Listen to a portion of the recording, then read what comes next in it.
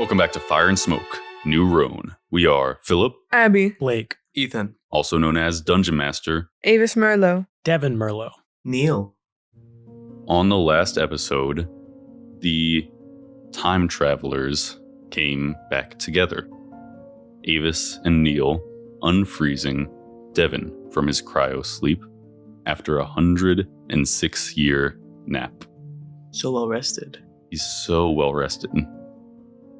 They discussed what they were going to do, Neil informing them a little about the workings of the world and what had happened, and they decided they should go explore some of the locked rooms in the station that Neil hadn't been able to spend time doing in the past for fear of being gone from Devon for too long. You all made your way there. Neil spent an hour unlocking the door, making her way down deep underground to an apparent archive, finding out information about Milo's fate, about the fate of the world, and about where this secret research base is, somewhere on the continent. You also found a large hoard of goods that could be traded to the shipper that Neil has a relationship with. Electronics, complex mechanical parts, things of value that can't be made anymore. On the way out of the archive, after unlocking the door once again and pushing it open, Neil was met with the surprise of a baseball bat to the face. And that's where we are now as we begin combat. Oh. Everybody needs to roll initiative. I mean, at least Neil's not like a normal human where a baseball bat could like knock him out unconscious. He's a robot. So nat 20, What do we got? 21. 5. 0. What? Oh. That 1 minus 1. Oh. Like your favorite thing to do in D&D is roll zeros. Oh. The assailants have a 18. Oliver has a 9. So that means the order will be Neil, the assailants, Oliver, Avis, Devon. Why did you say assailants plural? I know. Neil, you take a baseball bat to the face. It connected with a hit, but I will roll damage now. This is like a surprise round for them, but because you are the only one forward blocking the door, there's not much more they can do with their surprise round besides pull open the vault door, which they will do.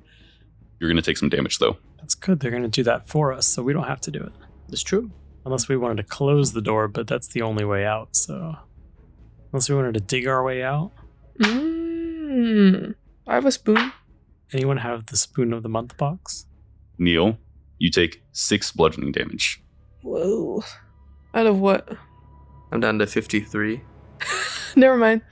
Neil, you're opening the door, pushing it open until it gets open to about a foot. When this attack comes, your head is down as you heave to push the large vault door open. The crack comes in top down, bashing you in the head and making you stumble backwards. They are going to throw open the door, and you all see 3 people. A large woman with like buzz-cut hair with brass spiked knuckles, and 2 large men behind her who evidently followed you in here and were waiting out here for an ambush. At the top of the order is Neil, Who had the baseball bat? one of the goons. You see one of the goons looks like they have a baseball bat, the woman looks like she has brass knuckles, and the other one is standing a little far back and holds something that looks a little bit like a sling or something. You guys think I go for the main person? Or the goons? I would say main person. Seems like she could do a lot of damage. Alright. I'm gonna attack the main person. As you move forward to attack, she is getting ready to defend herself, and she says, "We'll be taking that," referencing all the goods you've brought up the stairs. 12? 12 on the main person? Yeah. Doesn't hit. I'm gonna try again. Okay. It's another 12. Neil, what do you say as you step forward and take these jabs at the woman? I don't think Neil says anything. I think Neil goes into like very serious time to get things done. The time for like thinking and flair and personality is later kind of mode. Avis, Devon, you both see Neil's eyes turn a little bit like a shade of red. And though he misses twice, you see in his form that this is not the first time he's taken a fight. I have a bonus action. Oh, go ahead. I'm going to... So I have a feature from Paladin called Champion Challenge. It's one of my channel divinities. I can issue a challenge that will compel other creatures to battle me instead of any of my allies or anything. So each creature in 30 feet has to make a wisdom saving throw. If they fail, they can't willingly move more than 30 feet from me. So they all have to make a wisdom saving throw. They have to beat a 14.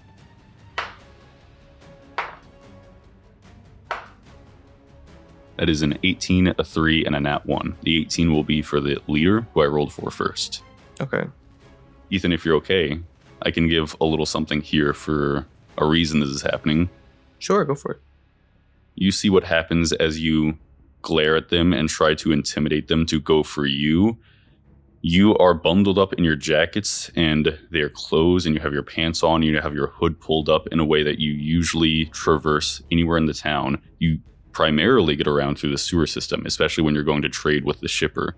That's where you emerge at the docks. If you're ever on the surface, you are bundled up so people can't tell that you're a mechanical man. As your hood slips a little, as you stand straighter and glare at them, they all see what you really are, and they are very interested in you. And one of the goons says, "Guess we'll take him too." And they're going to go for you. Oh, because you're parts. I'm parts. Is there anything you can do to make us magically be able to use magic on turn 1? Yeah, I'll yell at you in a sec. Yes. The big dumb guy with the baseball bat who said that rolled a 7 and a 5, so he misses with his baseball bat on this attack. What's your AC? 18. The guy with the sling lobs 3 metal balls from a distance away, and all of them sail wide over you and like clang into the stairwell over all of your heads, so he misses. Neil, as you go into a defensive protective mode for your friends, though you missed with your spear twice, all these people are now almost dogpiling to get to you besides the sling person who is further back. The guy with a baseball bat swings twice as you duck. That causes the balls to fly over your head when the person with the sling launches them. And the one with the brass knuckles swings twice, but you dodge side to side. You dodge all of their attacks. Then I'll yell to everybody else, grab anything you can use as a weapon. Or use magic. I can explain later. Just try. Magic. You think back to when you first got here and started breathing heavy and feeling that weird potential energy inside of you.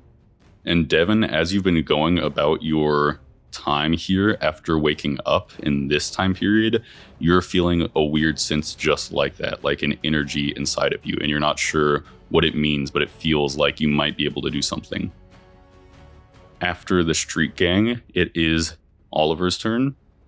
The kid will back up scared of what's happening, but be ready to provide a help action to Avis or Devon, whoever needs it. He is standing behind all of you close to the stairwell. Avis, that's your turn. Would I be able to inspect like all the stuff to see if there is something weapon-like? You look at the boxes, you think you can use any of these as a large bludgeoning weapon. You'll just be down one thing of value for the trader. But there's so many things that it probably won't actually We're affect definitely it. in a crisis now. We can solve this first, so worry about that later. Remember when Phillip said that he'll never let anything bad happen to us? You're right. I'm gonna throw all of it. The shipper's gonna help us out of the goodness of their heart. Okay. I'll pick up the nearest thing. You pick up a large, computer server, like a big flat piece of metal thing that must have a computer or hardboard inside or something that can really, bash somebody over the side of the head. And you can take a swing with it. It's just plus your strength modifier. Okay. I'm gonna go for Miss Queen in the middle. You run up with this big piece of metal. 17. 17 hits her. What do I hit with? This is just a large, blunt metal object, so it's an improvised weapon. You deal 1d4 damage. That's it? This isn't worth it. Nobody pick up an object. Would you look at that? It's 4. You do 4 damage to the woman in the middle, the leader of the street gang.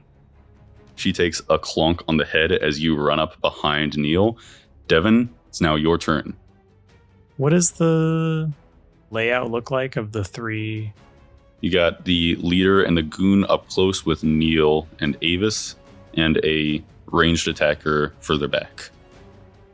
Hearing what Neil said about trying to use magic, Devon is going to just kind of like, he doesn't really know how it's going to work, but he's going to just like reach out his hand and try to focus on hurting the big boss lady, and is going to cast Catapult, trying to fling one of the objects at her.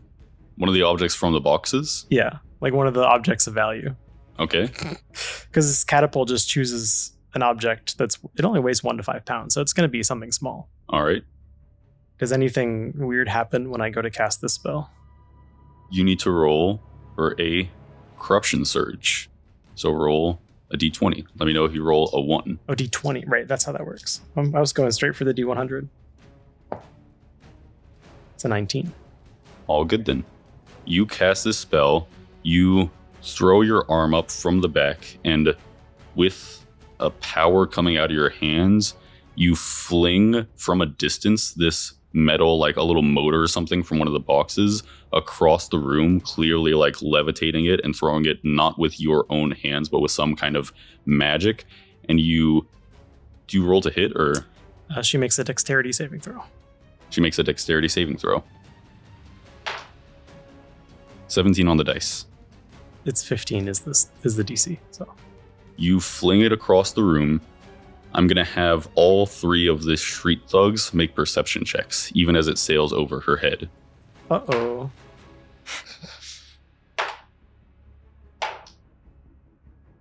As it sails wide over her head, but clearly you threw it with some kind of supernatural force, the eyes of the ranged attacker in the back with the sling go wide.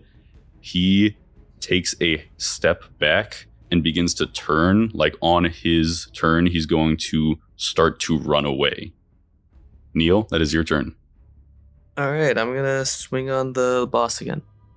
It's like a 6 extra attack.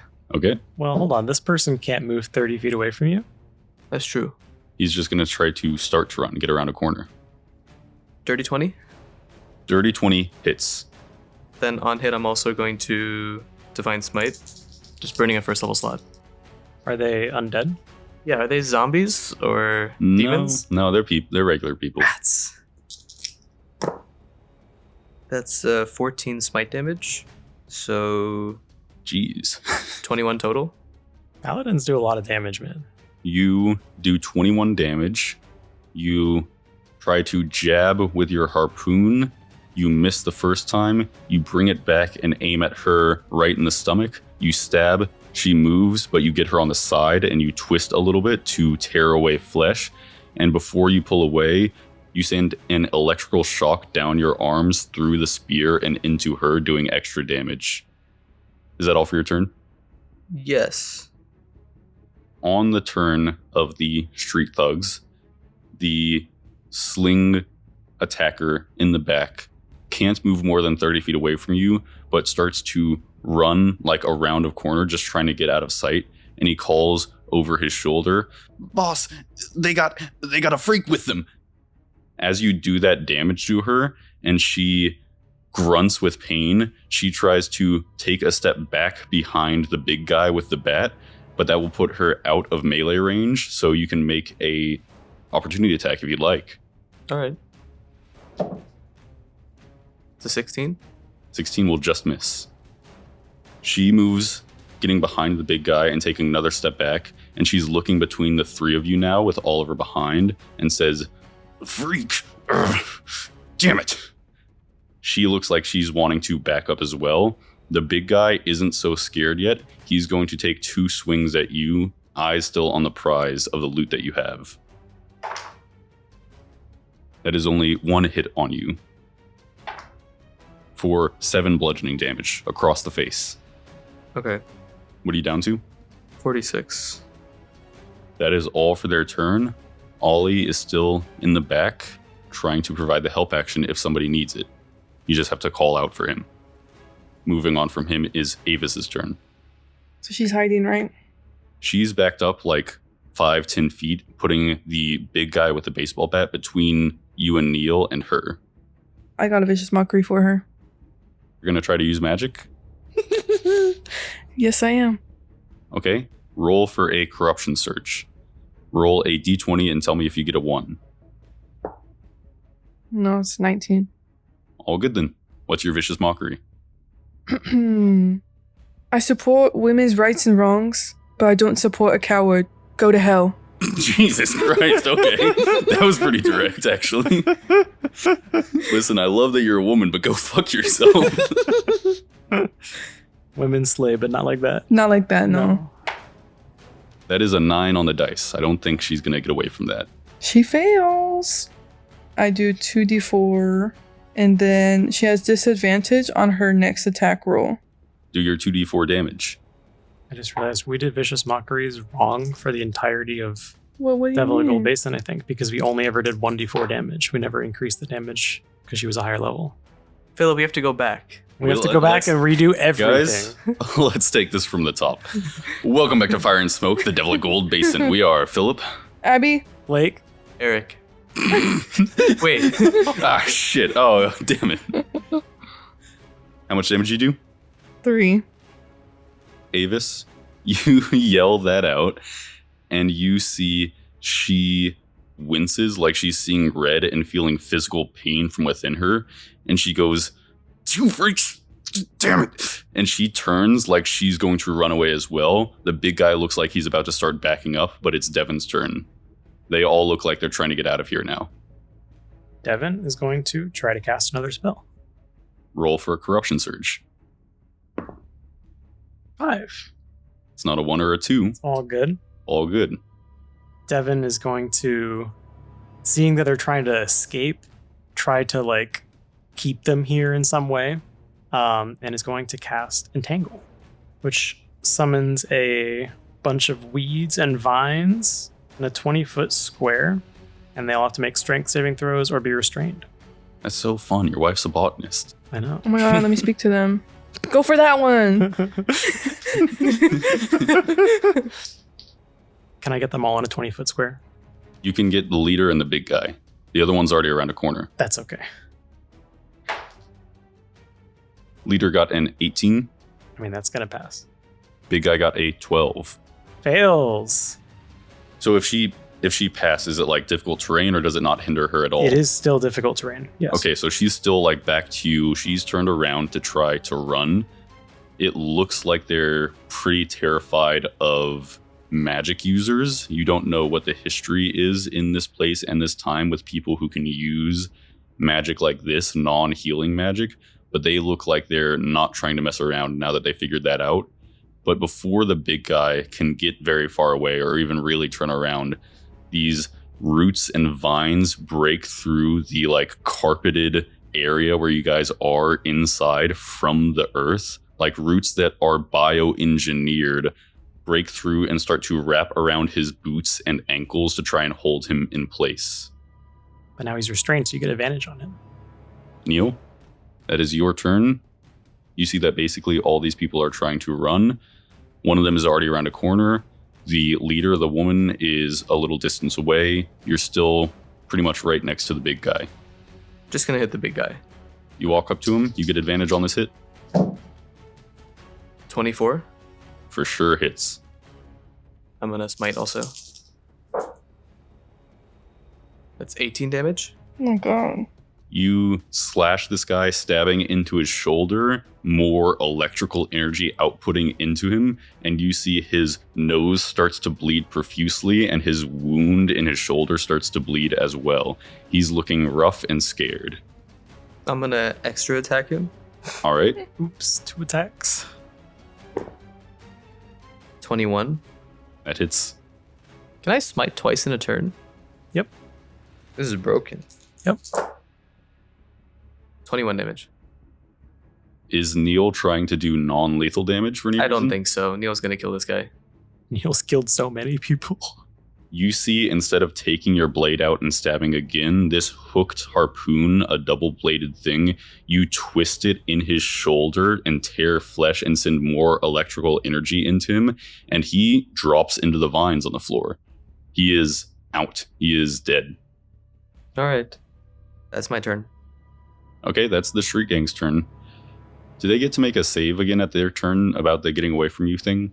About, like, It compelling doesn't them? say. It says the effect ends if I'm incapacitated or I die or if they're more than 30 feet away from me, but they can't willingly do that. Okay. The big guy with a baseball bat is dead. It clatters into the vines, and his body drops to the ground as well. She is past them already with her movement and is going to continue running around the corner. You hear a commotion like she's pushing somebody. You hear she yells and says, "Quit cowering!" And the two of them are going to try to keep running away. So she used her action to push the other guy. And now he's more than 30 feet away. She pushed him out of range. He was just cowering around the corner, I see. unwilling to leave yet, Yeah. but scared of the magic users. Yeah. Yeah, I think seeing that the boss lady successfully getting out of whatever he did, he's going to try to make it go away. And the vines kind of just dissipate, like sink back into the ground. You and Avis are standing behind Neil now, and you just saw him full kill a guy, dead. Is anybody going to attempt to run after the people that are fleeing? Neil wants to pursue partially because these people now know he's a robot. I'm not going to run after them. Oliver is not going to run after them. I won't run after them. Neil's gonna start running and then realize that nobody's coming with him and then slow down and decide he'd rather stay with the group than run after them. I think Devon's going to run up and try to make it so this guy doesn't die. Like this guy's like bleeding out. What are you attempting to cast? I believe Spare the Dying is something I have access to. All right. He's stable but unconscious for a number of hours. As you cast Spare the Dying, roll a Corruption Surge. It's another 19. All right, not a 1, 2, or a 3. Next time it's going to be a 1 through 4. As you run up, Neil is standing. He's taken a few steps forward, like in the attack mode, like I'm going to go after these guys. And you see he's turned his head back to see that you guys are not moving to follow, and that Devon is even running to try to spare the life of this, bad guy, but still spare his life. And Devon, you're like looking at your hands, and they're like a soft glow that's fading as you just literally push some energy into this guy, and you see his breathing stabilizes, and he's no longer making death saves. Devon, what did you do? What did I do? He was going to die. He ambushed us. Yeah, but What do you think they would have done to us if they had the chance?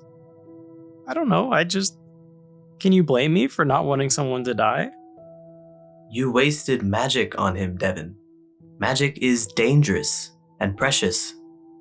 Not everyone can do things like this. Or like... And he gestures towards like where the plants came out of the ground. So why can we do this?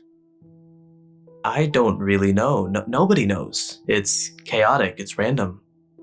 It's also unpredictable. Oliver, do you have magic?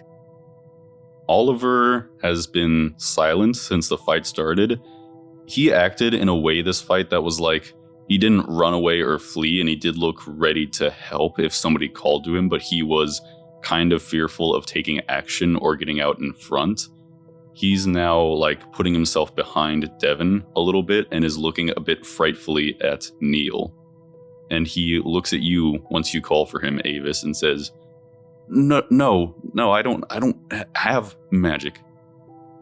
How do you know? We had magic. I had no idea. Well, my parents didn't really like healers. They didn't like things that were different. And you see he looks a little bit sad, but he moves on and he says, I tried to see if I was like that, but I don't think I am. Oh. Well, I mean, I guess maybe it's for the best, because Neil, you said it's dangerous? It's volatile. It does unexpected things that it's not supposed to, especially with overuse. You need to be careful with it, both of you. Can you use magic, Neil? No, I can't. Aside from some pretty limited healing. I wonder why us then? Are you guys ready to take this stuff? Well, Neil, what do you think we should do about him? I point to the guy unconscious on the ground. Well, that's a problem we wouldn't have had to deal with, Devon. I think, Neil, you might be a little frustrated right now, Yeah. but you know of these guys. They're bad actors, but they're not like morons, and they've heard all the rumors about the dangerous hermit and his ability to hurt or kill people who try to go into the old icebox. So they've never tried to venture where you and Devon were. They've kept out of there. So at the very least, if you can get this stuff back there quickly, then you'll have a place where nobody should be able to, where nobody would really probably bother you. And also you think that now if that cryopod isn't being used anymore, you should gut and loot that thing too and put it in the stash that you're going to bring to the shipper. So you might want to go back there anyways. Let's carry as much of this stuff as we can back. We need to hide it, get it out of sight. About this guy, I guess we just leave him here. We have more pressing matters than him. Yeah, maybe we just throw him into the archive or something? Shut the door? Wait, so you'd rather have him starve to death behind a locked door? What the hell, man? I'm kidding. Unless maybe they come back for him. No! What are you talking about? They're not coming back for him. They can't get in there. They don't care about him. He's a goon. That's true. Goons don't get rescue missions. No, they don't. You guys each make a quick survival check as you're trying to gather this stuff up. 7? Dirty 20. 8. Devon, you are a little bit more handy. You are able to kind of gather some scraps, like things that aren't of real value that people might have left here in the debris and the trash, like ropes and rods and stuff that are very simple, and create a little like brace or sling for Neil to carry multiple boxes so you guys can carry all this stuff in one trip back to the icebox. You all head there through the fog, through the darkness. You hear sounds of people in the distance, but you don't hear anybody attempting to bother you. You make it there to the room with the cryo chamber that was still functioning, but is now dormant and cold, like a machine taken off life support.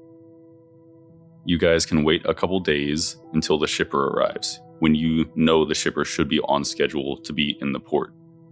You can gut the electronics and any complex parts from the remaining cryo chamber. Neil, you've already long stripped the others of anything valuable in your long history of trying to get more and more fuel cells to keep Devon's pod active during the last few decades. But you can take the remaining one's stuff, put it with the stash, and get ready to go to the shipper. Does anybody have anything they'd like to do for those couple days besides survive and stay hid here to make sure your stash is protected and you're not bringing any attention?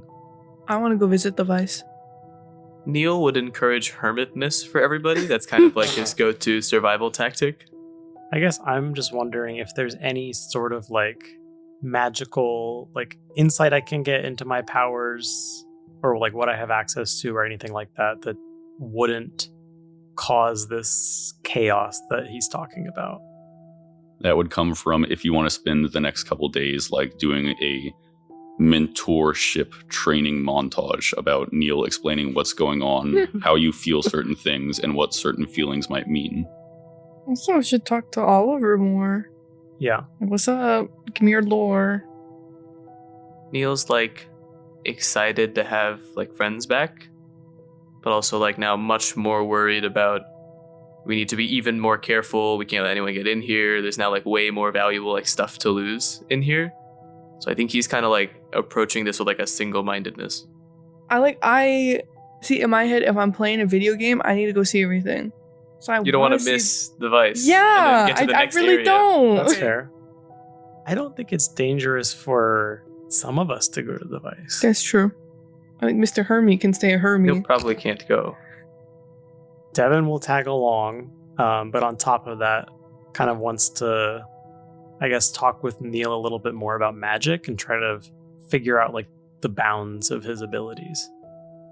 Neil definitely won't go to the Vice. He doesn't think that's a good idea because he's extremely recognizable if someone sees like his face. But he'll happily help Devin with his magic stuff and definitely watch all the stuff. I think Oliver should tag along with us to the Vice.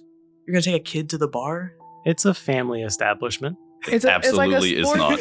It's like a sports bar. There's like called the tables. Vice. It's called the Vice. Let's do Avis going to check out the Vice With Devin. with Devin. The kid, Ollie, offers to stay behind. Like he wants to spend some time laying low. He didn't like that fight very much. So Avis and Devin, you walk down the street a little after getting back with all the stuff during the later period of the day, and you get to an establishment called the Vice. It is in a building that has been taken over, and you see there's commotion inside and some soft lights like candles, and you hear the playing of piano and violin, and you hear people talking, and you hear clinking of glasses and drinks being poured. I'm gonna go, Samantha! You're both walking in. Yeah. Yeah. Just nonchalantly. You both walk in nonchalantly and see many people, all looking varying degrees of disheveled and tired and dirty. They're not like any better off than anybody else in town. They are just the people of New Ronne, and this looks like a neutral spot where they're not guaranteed safety, but there's an expectation that things don't go bad here because it's a spot where everybody can relax a little bit and enjoy the drinks that the proprietor obtains through the shipper. You see the musician, Sam, on stage playing a violin. Not like the focus of attention, like a concert. People are just talking, and there's a little area off to the side where there's like a small circular half stage with a piano next to it. A large, wider man with like a bowler cap playing the piano. This is date night. It's date night. Date night. I'm just like sheepishly standing a little bit behind you because you've like hyped it up that you know somebody here. And I don't want to give off like a bad impression. Can we go walk over to Samantha? You walk over and she sees you and gives you a soft smile, and she finishes playing this piece of music with the pianist, this kind of like more swingy, folky music a little bit, her 2-string violin not perfectly in tune and the piano player not perfectly in time. And she finishes this piece and yells over to the person behind the counter of a bar across the room, "I'm going to take my break."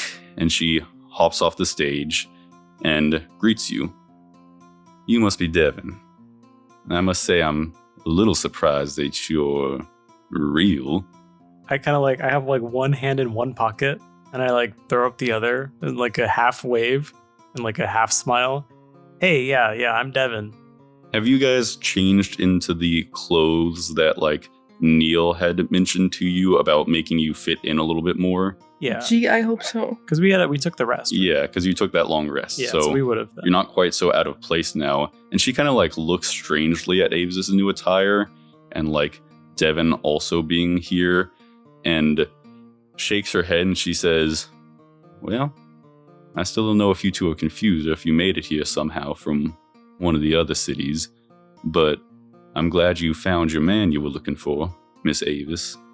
I'm very glad too. I really wanted him to meet you. "Oh, well, that's nice. It's nice to meet you, Devin.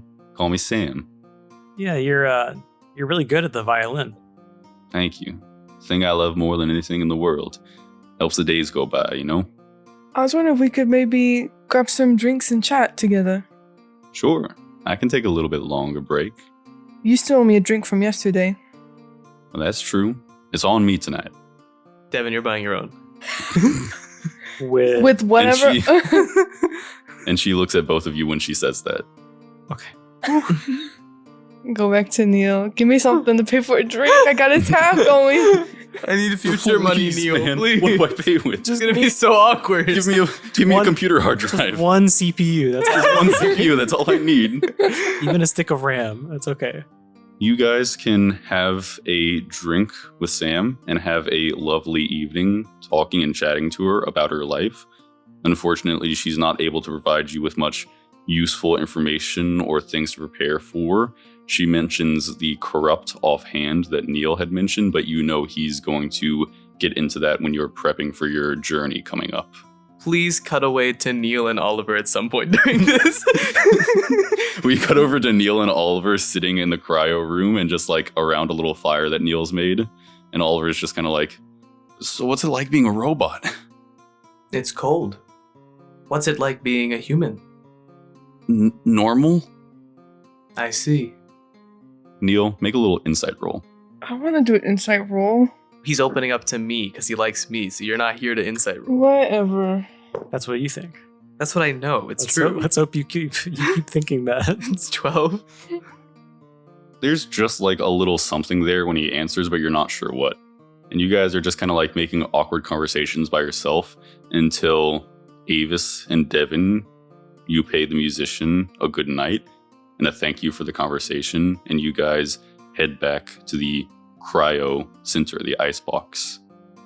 Over the course of the next day, Neil can provide you a little bit more insight about the nature of your magic, that not everybody has access to it. It's seemingly random as far as anybody here is concerned. It started around the same time that the collapse started and the world got bad, and that you should be able to feel out what you can do internally. Like you should have some thought about what it feels like you're going to try to do. But every time you use magic, there's a risk that something unexpected will happen in tandem with whatever you're casting.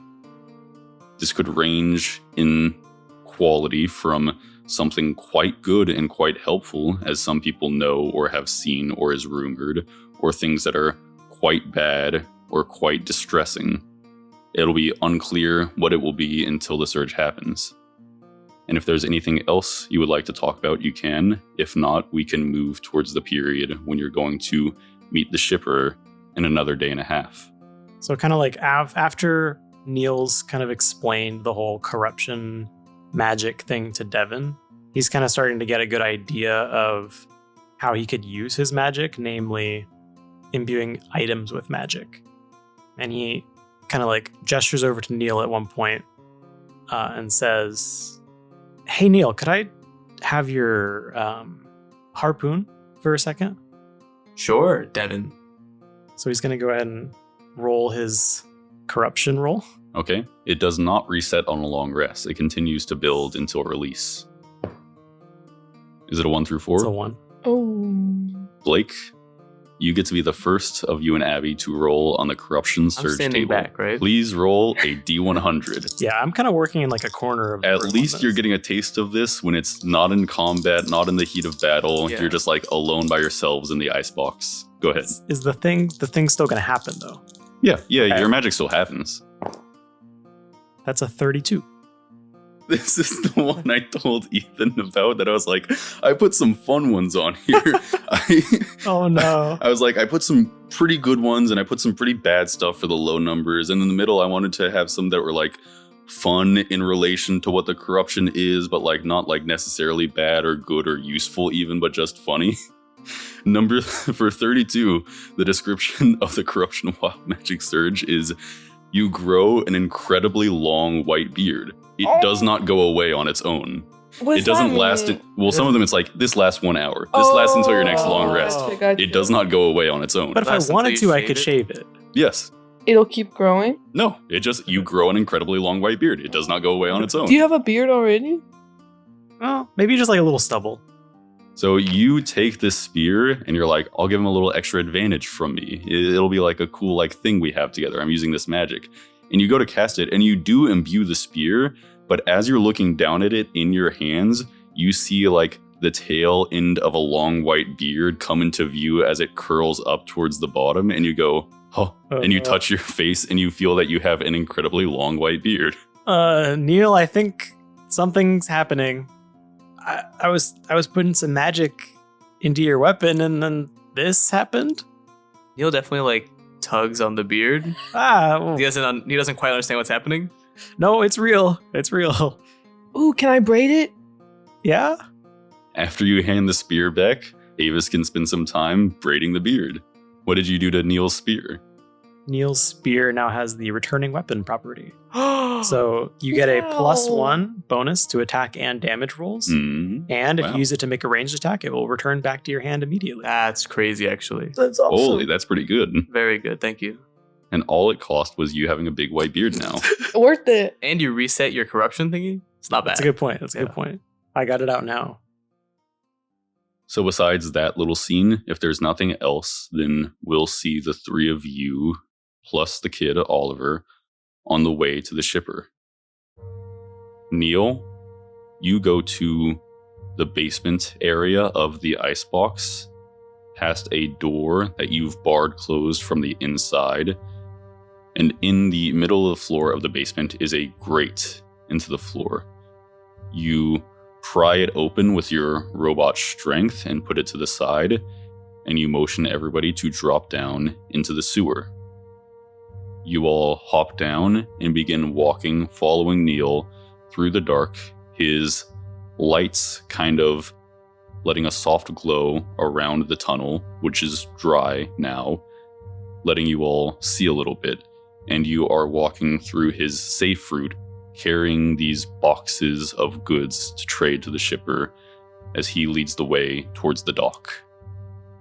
On the way, once we're getting pretty close, Neil is like gripping the harpoon pretty tightly and like glancing down at it.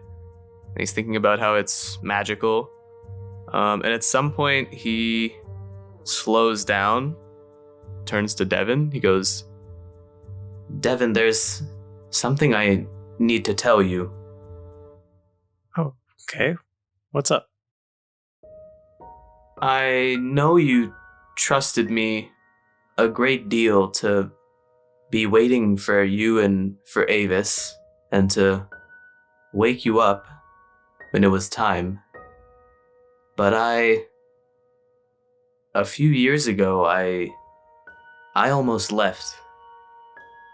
I had already paid the shipper over the course of a few weeks or maybe even months. Enough scrap and mechanical salvage that he'd try to smuggle me to the mainland. Why didn't you go? I don't know. I felt like I owed it to you, that it was my job. I told you that I'd stay. I'm not sure if, because I'm still a Pearson Robotics server maintenance droid, I couldn't go back on my word, or if it's just because you're important to me. I don't know, Devon. I don't know what to say. I mean, either way, I appreciate you staying. I mean, after 100 years of waiting, no one would have blamed you if you had left. I don't know if Avis would feel the same way. If she'd have shown up and found your pod decommissioned and taken for scraps. Well, I mean, if that had happened, I would have only been awake for a few years, right?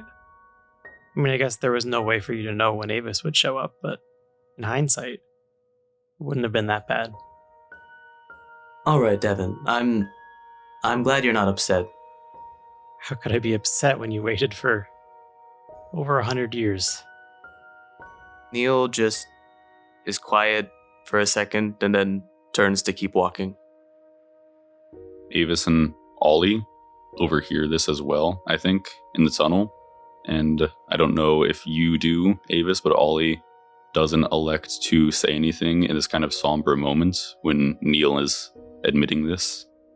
I wouldn't say anything.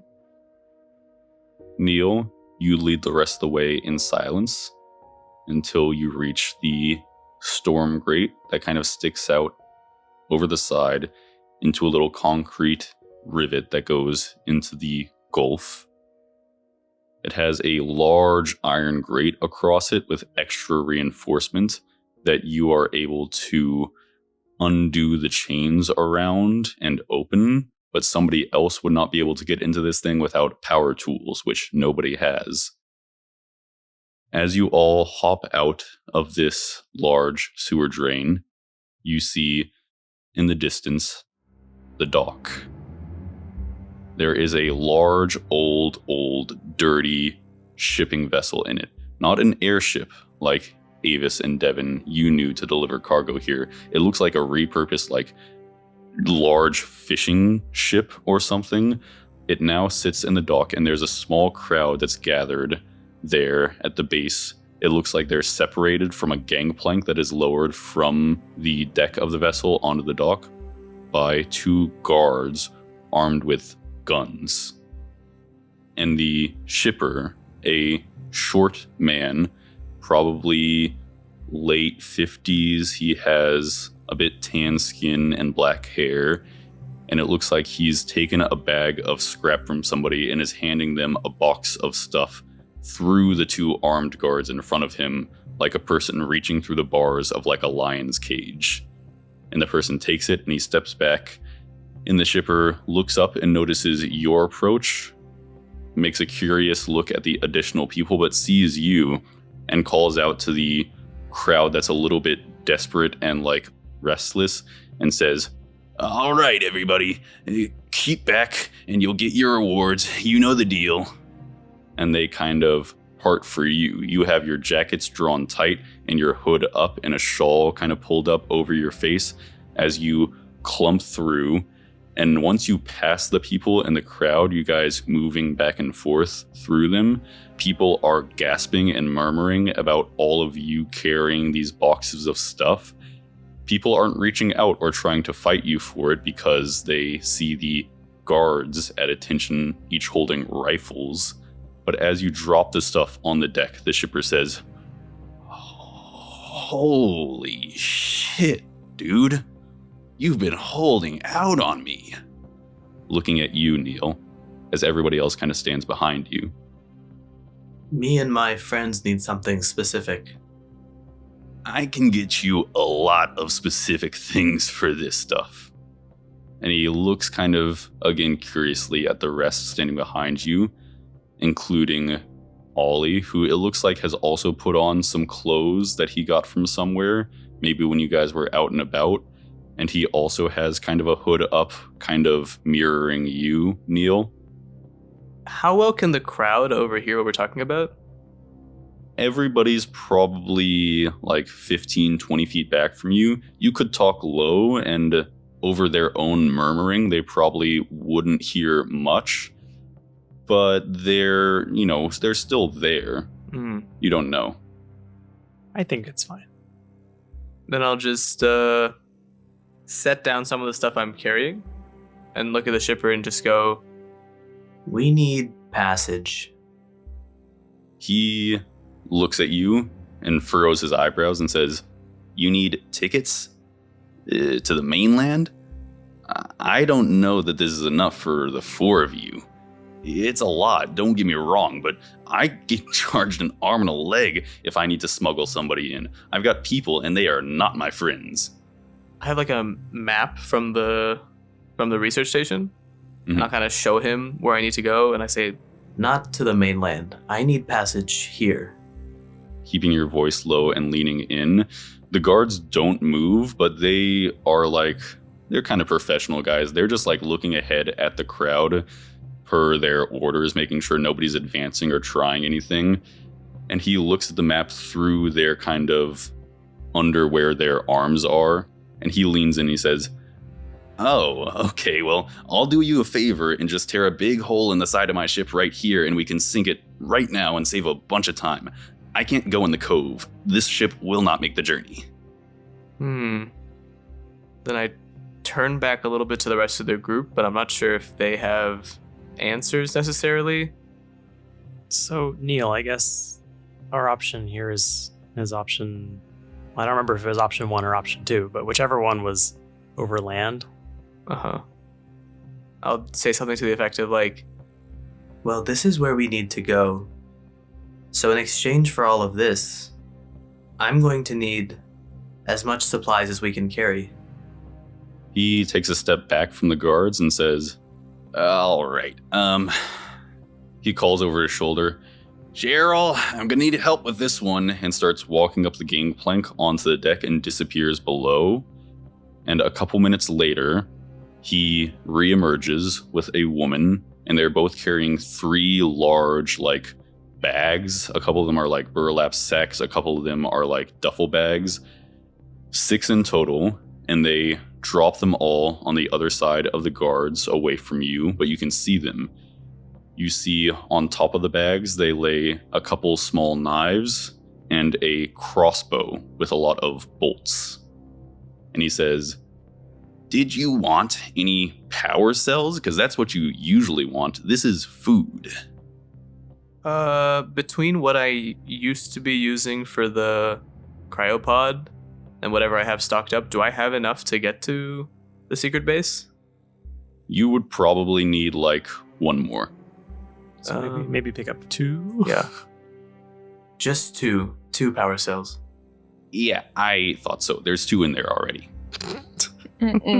This is 2 power cells, and for the 1-2 adults and whoever the squirt is, about 2 months of food. Crossbow, knives, water purifiers, fire starting kits. If you need supplies, this is what I have. I think it's more than a fair trade, and we should be able to... And he's cut off by a voice behind you all of a woman. And you see one of the guards casually, without like resentment, like raises a rifle to point at her. And you see the woman is pulling a young boy by the hand and says, wait, please, that's so much. That's enough for a ticket. It's so much more than enough for a ticket. Here, take this. And she hands like Devon a bag of gold and scrap and like wires and stuff, but like a small one, and says, take this, give it to him, and like whatever the rest of the cost is could be a ticket for him. And she pushes the young boy, probably no more than like 4 years old, forward. And you see the shipper says, Liz, you know that's nothing. If they wanted to cover the rest of the cost for a ticket, they might as well cover the whole thing.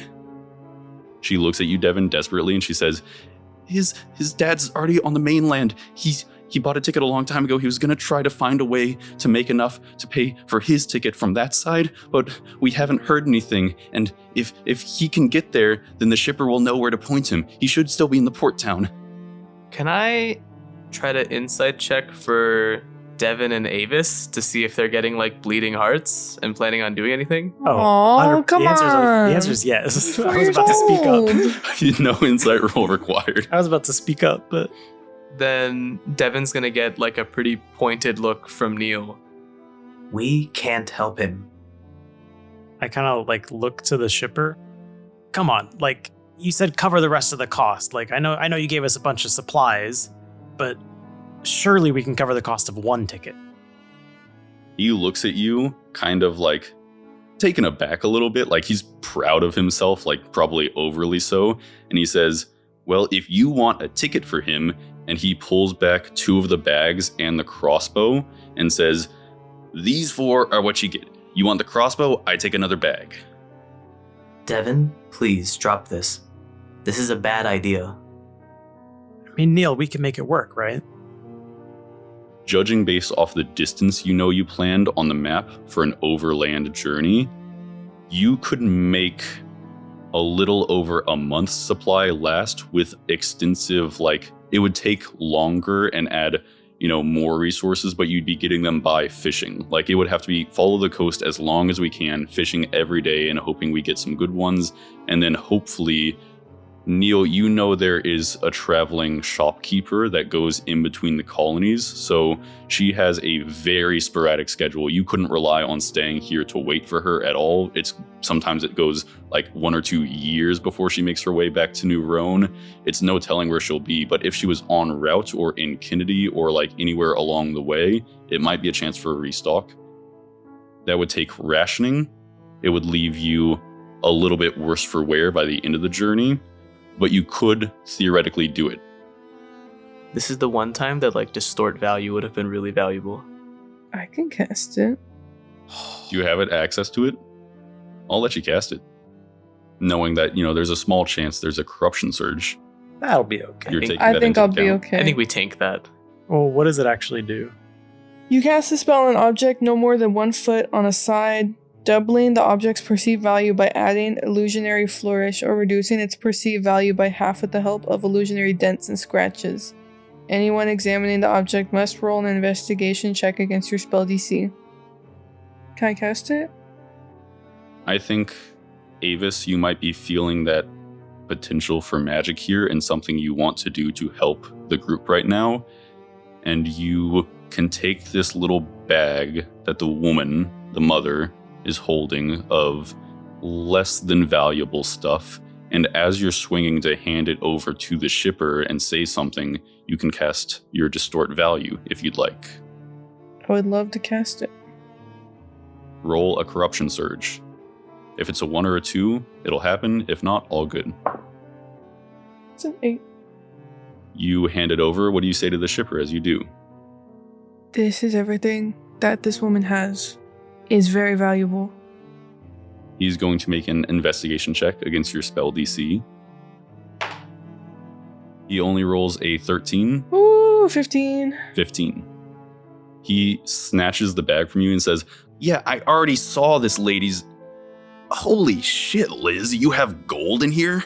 You didn't tell me that." He pulls it in past the guards and says, "I keep one of the bags. You get the crossbow and the other 5. That works for me. I think we can make that work.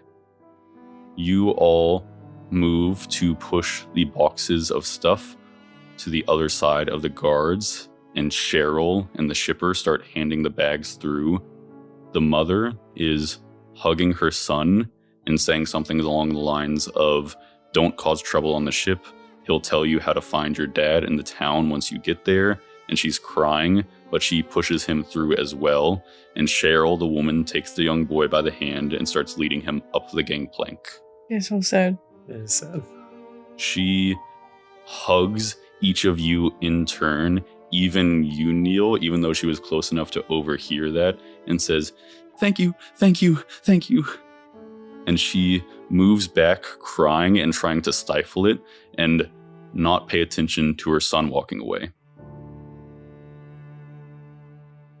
After the shipper has everything on the ship, he yells out at the crowd, "Part ways for them, no trouble, and you'll get your treats, everybody."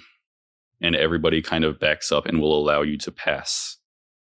You all have multiple bags of supplies now, a crossbow and knives, Neil carrying multiple of the bags with his robot strength, the only way this journey would feasibly work, carrying this amount of dry food and supplies. And you guys can make your way back towards the sewer system, back towards the grate that, Neil, you can recover and rechain. Now that you have your goods and you're back in the sewers, is there any remaining items, or are you all thinking about heading out? I think it's just time to head out. Can you remind me what I know about the corrupt? Because I need to warn them about all that. The corrupt are monstrosities. You're not sure how they work. You're not sure where they came from. They started about the same time as the collapse. They are shadowy blackness humanoids, like dripping blackness, but not like a goo or a sludge, more like static, sharp. They make howling noises. They don't outright attack everybody they see, and they're not always visible. Sometimes they remain underground and they like pull themselves from the ground. They're like a big drunk guy at a bar. He could be dangerous if you aggravate him, or if he looks at you and for some reason takes something the wrong way, but he could also just be too distracted by his own stuff going on in his head that he pays you no mind. I try to relay all of that to them, and even like maybe get them like a diagram or something if I've seen any. You might have seen one. They tend to not go into settlements, into cities, which is what keeps people bunched up here, along with the port and along with this being the main place to try to scrounge for scraps. but you might have seen one in the distance if you were ever on the edge of town. And they are like elongated arms, like more thin and gaunt, but also, that shadowy static drips all over their body. It seems like it is what they are. It makes them up. And there isn't much more to it than that. You don't know about weaknesses. You don't know about fatal flaws. And you don't know for sure that you will encounter any of them even. It's just a risk that you know is out there. Okay. And then I make sure one of them knows how to use the crossbow. Avis does know how to use the crossbow. Okay. She's proficient. After you all get back into the sewers and rechain it, you are all standing there, the four of you, listening to Neil say this. And you see Oliver does not look like he's going to move to leave the group, even if you guys are going to leave town. Of course he's not. That's fine. Neil has no issue and gives him one of the knives. Yeah. Oh, okay, I can practice with this. I can help. Also, I'm sneaky, so I can help scout ahead or do anything we need to do on the trip. I can help. I don't have an issue with it if you don't, Neil. I think it's for the best. The more able hands, the better. You all follow Neil and snake your way through the dry sewer system until you get as far as it goes towards the edge of town and pop out in the totally abandoned sections where nobody is. You lift up a storm drain in a road and all climb out, Neil giving each of you a hand up and pulling you to the surface. You walk until the road turns into a path and there are no more homes, and you see there is a low rock wall, kind of like those rocks that have been shaped to fit over each other. It's about waist high. You don't know necessarily when it was erected or how many people worked to do this job. Neil, you might know something about this being a superstitious effort about keeping the corrupt out. You all stand there at the edge in the dark, in the fog, limiting your vision even more. Ollie is a little bit nervous and is looking back and forth between you, Avis, and you, Devon, for reassurance. And you all begin to walk out. Avis, give me a perception check. I would love to. Classic. That's what you're best at. I would love that. That's 23. The four of you start on your journey. You begin walking, and Avis, something is nagging at your mind as you guys are moving away from New Ronne. You're trying to place your finger on what your brain is trying to warn you about, and then it kind of hits you. Oliver was like looking back and forth between you and Devon, and the kid was nervous and he was a little bit overwhelmed, but he was looking to you for reassurance before you all got started on your journey. And your brain is trying to tell you the eyes. There's something wrong with the eyes. You're not sure what, but he's walking quietly beside you, and your brain is just connecting that back to the moments before you got moved forward in time, when the administrator was in the room with you, your dad, and you thought there's something wrong with his eyes. You don't know what to do about that, and Oliver doesn't seem like a threat at the moment, but it's just something that you take note of. The fog holds tight to you all as you walk away from the colony into the darkness, your vision completely limited, looking forward, unable to see what lies ahead. And that's all for this episode of Fire and Smoke, New Ronne. If you're enjoying the show so far and want to keep up with it, please follow us on TikTok or Instagram at Fire and Smoke Podcast. And if you like what you hear, please also leave us a nice review on whatever platform you're using to listen to the show.